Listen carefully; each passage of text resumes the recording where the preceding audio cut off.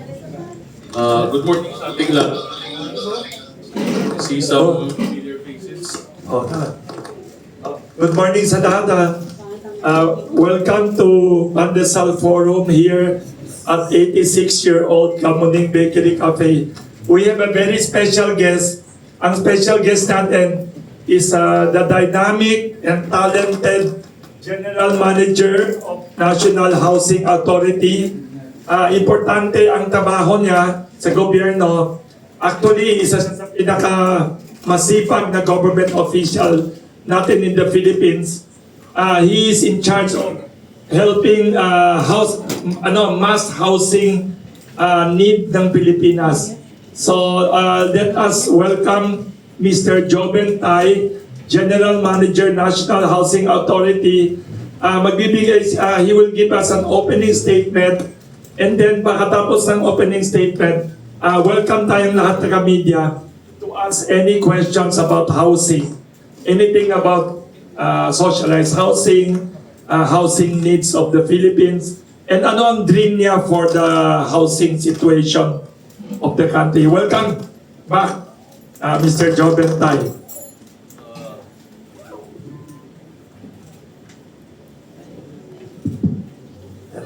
Hello. Magandang umaga po sa ating lahat. Thank you for the kind introduction, Wilson. Alam niyo naman dito na suking-suki ako ng Kamuning Bakery. Okay. We'll start off with our statement from the NHA. Magandang umaga po sa ating lahat. Nalalapit na po ang pagdiriwang po ng NHA's 50th Charter Anniversary sa darating na July 31, 2025. Tama po ang inyong narinig, 50 years na po ang National Housing Authority. At meron po tayong tatlong magagandang balita para sa ating mga pinamahal na benepisyaryo na aming pabahay. Una po rito ang aming condonation program. Pangalawa po dito, ang aming Kadiwa stores sa iba't ibang housing sites. At ang huli po, sa katulong po ng Department of Agriculture, ang pagbebenta po ng abot-kayang bigas sa aming mga benepisyaryo for 33 pesos a kilo. Ang bawat isa sa mga ito ay gumaganap ng isang mahalagang papel upang maisakatuparan namin ang aming pangako na maihandog ang maayos na komunidad sa iba't ibang resettlement sites sa buong bansa. Pag-usapan po natin una ang condonation program. Alam nating lahat na marami po sa aming mga benepisyaryo ay nahihirapan at hindi po updated ang kanilang mga accounts.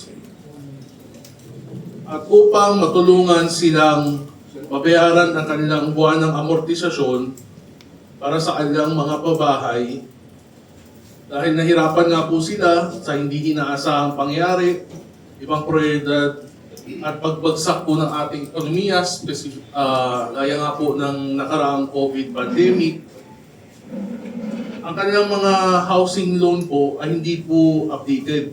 Kaya sa NHA condonation program po natin, tatanggalin na po natin ang interest at penalty sa amortisasyon ng ating mga benepisyaryo upang matulungan po sila makamit po ang kanilang titulo para sa bahay.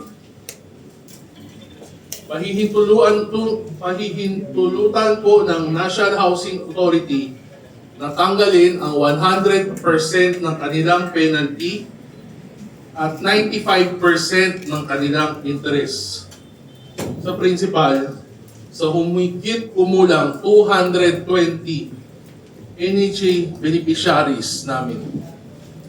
So kumbaga, ang mabayaran na lang po nila is the principal amount and 5% of the interest. Ang programang ito ay tatakbo mula May 1 hanggang October 31 ng 2025 ay isang pagkakataon para sa aming mga benepisyaryo na may natitirang balanse na alisin ang kabuuang mga multa at delinquency interest Nagbibigay daan ito sa kanila na bayaran ang kanilang natitirang principal na balanse sa ilalim ng panibagong tuntunin at payment schedules. Tina-target ng programang ito ang mga housing beneficiaries na may matagal na pong housing loan, na yung iba po, mas malaki pa po ang interest at penalty kesa po doon sa principal. Kaya po marami po sa aming mga NHA beneficiaries ay hindi na po nagbabayad, tinatamad na po magbayad dahil nawawala po sila ng pag-asa.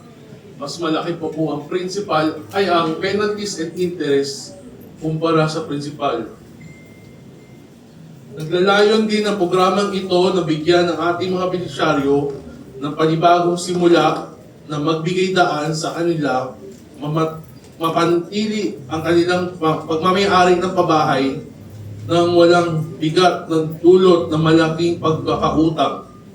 Inibigyan daan ng NHA ng babawi ang halagang prinsipal na maaaring magamit ng ahensya para sa mga proyektong pabahay na mapapakinabangan ng mas maraming pamilyang Pilipinong nangingailangan. Mako naman tayo sa susunod, ang pagtatatagpo ng Kadiwa Store sa aming mga housing sites. Ito po ay isang inisyatiba direkta nag-uugnay sa mga magsasaka, mangingisda, at sa mga mamimili, at nag-aalis po ng mga middleman para sa mga sariwang produktong agriculture sa mas abot kayang presyo. Ang kadiwang ito ay magkakaroon ng sabay-sabay na pagbubukas simula ngayong April hanggang May 2025 sa Region 3 at 4. Specifically po sa mga aming mga resettlement sites sa Pandi, San Jose del Monte, Bulacan, Laguna, Naik at Bacoor, Cavite, at ibang munisipyo ng Rizal. Para gawing formal po ang programang ito, nagkaroon po kami ng Memorandum of Agreement between NHA at DA noong March 2025 para magbigay ng tuloy-tuloy na supply ng mga produktong pang-agrikultura sa mga resettlement sites ng National Housing Authority. Sinusuportahan po ng Kadiwa ng Pangulo program ang layunin po ng ating Pangulo Ferdinand Marcos Jr. na tulungan ang mga magsasaka at direkta po makabili ang ating mamimili. Dito po, makakatulong po ito sa ating mga housing beneficiaries. Ang NHA po ay aktibong nakipag-ugnayan sa tulong ng Department of Agriculture upang mailapit ang kadiwa sa ating mga pumindan. Sa pagitan po ng pagtatatag ng pamilihang ito sa loob o malapit sa aming mga proyektong pabahay, binibigyan namin ang aming mga beneficiaryo ng access sa abot kaya at dekalidad na produkto. Kabilang na po ang sariwang karne, bigas at iba-iba pa pong pagkain. Para sa ating mga beneficiaryong pabahay sa buong bansa, nag-aalok ang Kadiwa ng malaking tipid sa kanilang mga gastusing bahay. At para magkaroon po sila ng access na bumili ng masustansyang pagkain. Susuportahan rin po natin ang mga lokal na producers sa pamamagitan ng pagbibigay sa kanila ng direktang market para sa kanilang mga produkto na nag-aambag sa lokal na ekonomiya. Ang NHA po ay nakatuon sa higit pang pagpapalawak para maabot ang programa ng Kadiwa sa aming mga resettlement sites na kinikilala ang mahalagang papel nito sa pagbuo ng mga self-sufficient at sustainable communities. Para naman po sa aming huling programa, gusto po namin tulungan ang aming mga beneficiaryo sa housing sites sa pamamagitan po ng pagbebenta ng abot kaya at murang bigas sa ating mga sites. Kinikilala na namin ang pagbibigay ng sapat na pabahay ay isang aspeto lang po ng pagbuo ng isang komunidad. Ang pag-access sa abot kaya ng pangunahing mga pangangailangan tulad po ng pagkain ay napakahalaga. Dahil dito nakipagkasundo ang NHA at Department of Agriculture at Food Terminal Incorporated upang masuplayan po ang NHA ng abot kayang bigas at maibenta po ito sa ating iba't ibang housing sites.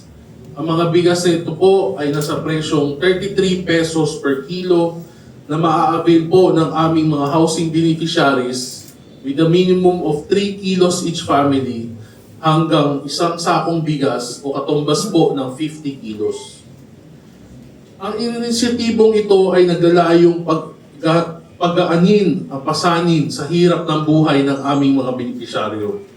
Lalo na po ang mga proseso, ang mga bago pa lang po at tinatatag pa lang po ang kanilang kabuhayan sa kanilang mga komunidad. Sa pamamagitan po ng paghatid ng murang bigas, umaasa kami makatulong kami sa pang-araw-araw na buhay ng aming mga beneficiaryo. Ang condonation program ng NHA, ang pagdaraos ng kadiwa sa mga resettlement sites, at pagbebenta po ng 33 pesos per kilo ng bigas sa ating mga benepisyaryong pamilya ay mahalagang bahagi ng aming mas malawak na misyon na magbigay ng komprehensibong suporta sa pamilyang Pilipino na nangangailangan ng pabahay, alinsunod na rin po sa pangarap po ng ating Pangulong Ferdinand Bongbong Marcos Jr. na magkaroon po ng magandang buhay ang ating mga kababayang Pilipino tungo sa isang bagong Pilipinas. Maraming salamat po, mabuhay po tayong lahat.